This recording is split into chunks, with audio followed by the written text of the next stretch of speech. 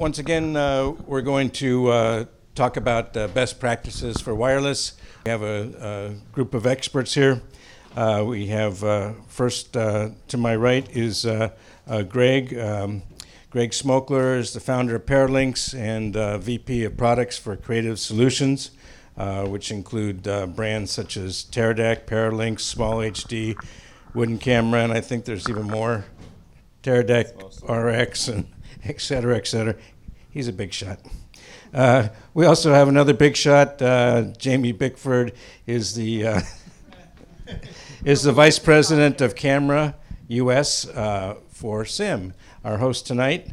And I asked her to be on the panel because we want to get the rental house perspective on this. Next is Michael Chambliss. Michael is a production technology specialist and a business rep from Local 600. And they just did a study on the safety of wireless signals on camera personnel, and he's going to tell us a little bit about that. And we have Hans Law. He's a co-founder of Lumen Radio. Lumen Radio is probably the most popular system that's used to control lighting through DMX and et cetera. He's going to tell us about that and about sharing the signal with other departments. And of course, we all know Enrique, and that was a wonderful presentation. Really, thank you so much. Thank you. So let's start off with Greg. Greg, what did we miss? Oh my God! No, nothing. Nothing. It was all encompassing, and other than my bad answers, it was perfect.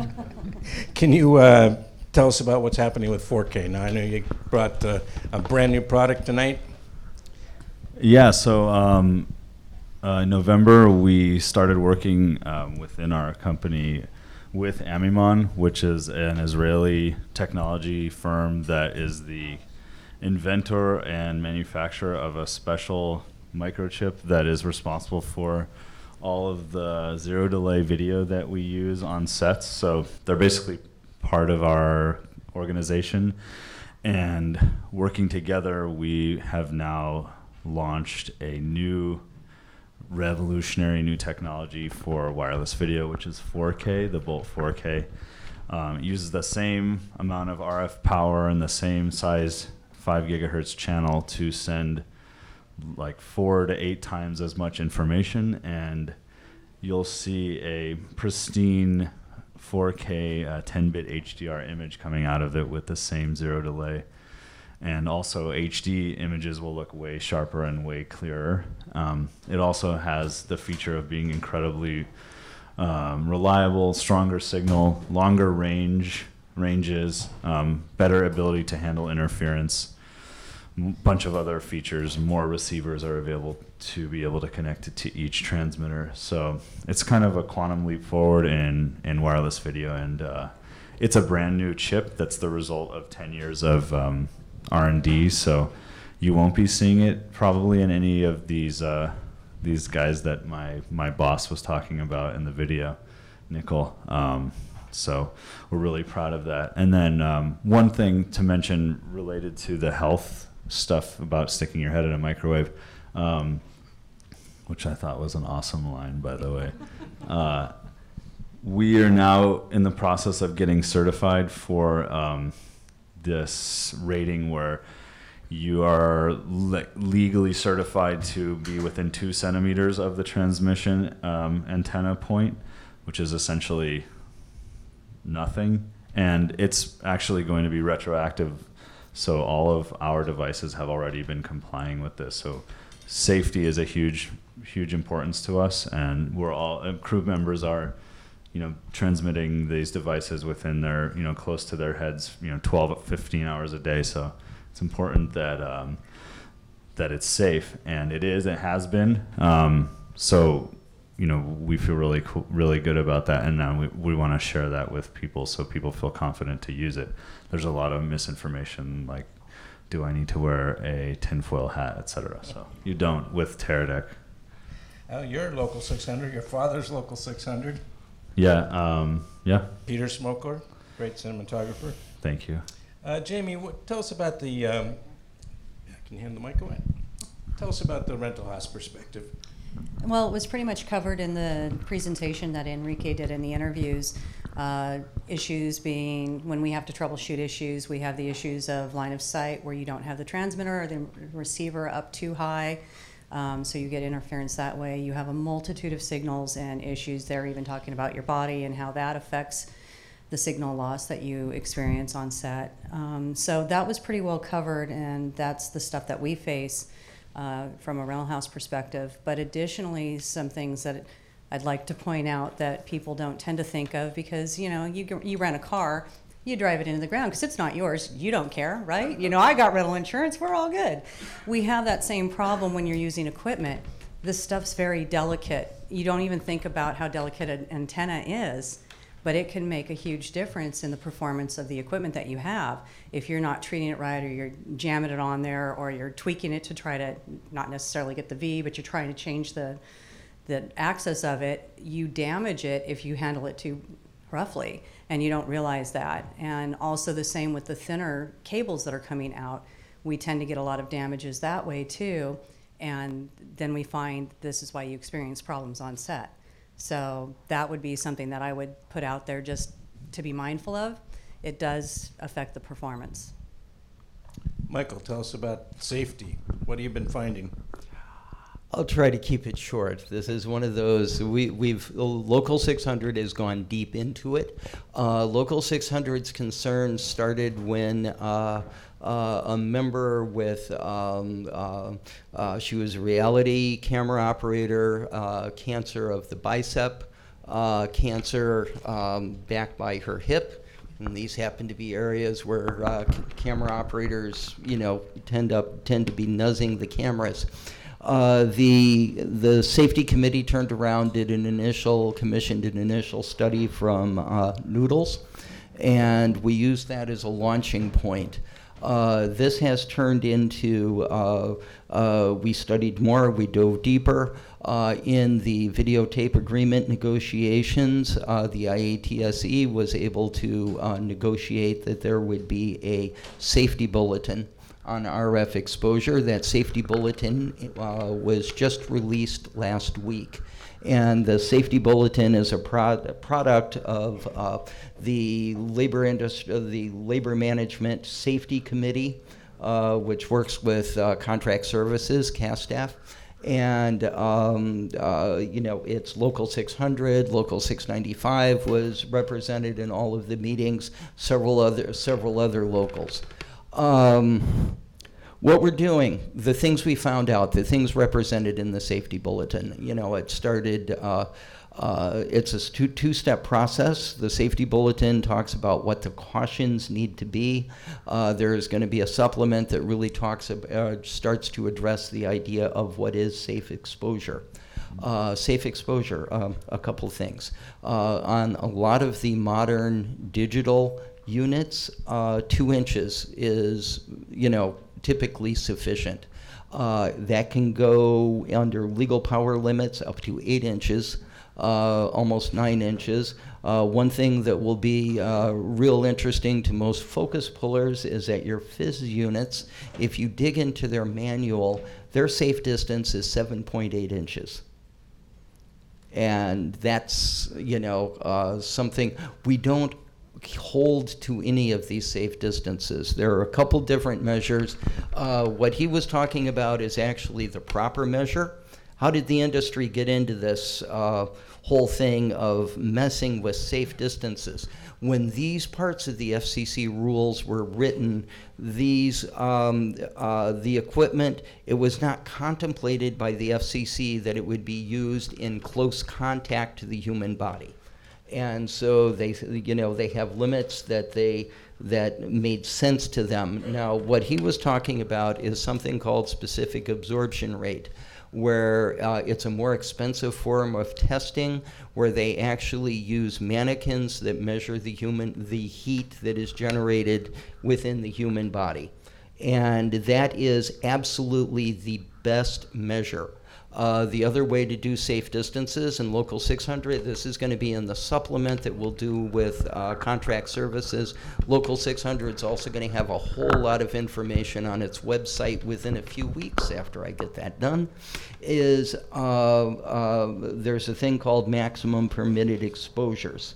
And this depends upon your frequency of the unit and the power of the unit. And the website will go into how to do that. We're building a couple different Excel calculators that will help you with MPE equipment.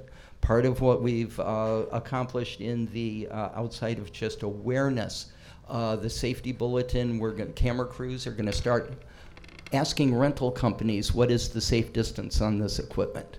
And this is also something we're going to put out to the industry association to start to get some help with that. We're asking manufacturers to make the power information, even if they don't give you safe distance. What is the power of the transmitter? What is the gain of the antenna? Get this information out to where you can plug that into a calculator and know. A whole nother aspect that we've got is that cameras don't necessarily have just one transmitter. You've got a video transmitter in the back and you've got a fizz in the front. What does this mean in terms of safe distances? The safety bulletin also obligates productions to allow crews to follow the safe distance guidelines, and if their production procedures do not allow for that, then it obligates the production to provide protective clothing or shielding.